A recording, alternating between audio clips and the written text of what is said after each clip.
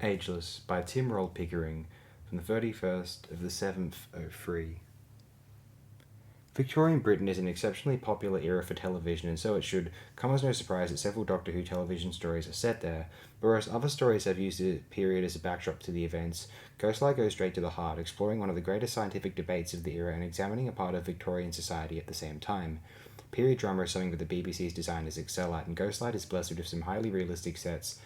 that form an excellent backdrop to the events of the story. Marc Platt's script is notorious for being so packed that virtually every line is essential, but it does well in capturing both the Victorian style and also Ace's secrets as she recalls her past and how her happy childhood was destroyed when racists firebombed her friend's flat. Structuring the story around the companion is a strong departure from the norm, but it makes Ace an even stronger companion and thus enhances the viewer's impression of the Doctor as an enigmatic individual, given the way in which he puts Ace into a situation she desperately wants to avoid. The story's main theme is evolution, and both sides of the Victorian debate are presented, for the story comes down heavily on the side of the Darwinians, focusing heavily on the way things change and thus making the Reverend Ernest Matthews' point of view seem merely a superstitious reaction against the development in knowledge.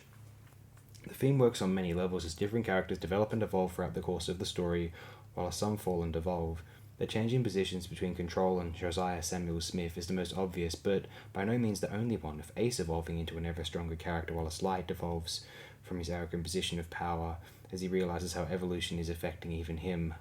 Whilst there are some parts of the story that aren't very clear at all, such as why Red for Van Cooper's snuff box is radioactive, whether or not he really did find the spaceship in an African jungle, the story nevertheless manages to move on and work at many different levels.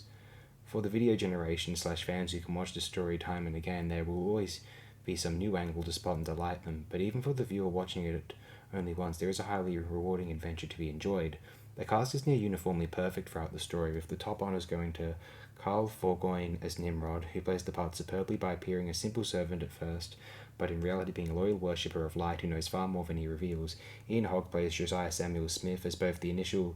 Lucifugus mad professor form and the final Victorian gentleman, evolving from a weak scientist into a ruthless schemer, with the performance reflecting the physical change in the character. Equally well acted is Control, with Sharon Deuce playing her in Part 3 like a lower-class woman who has suddenly found herself in the world of the upper classes and is striving to rapidly become an acceptable lady like.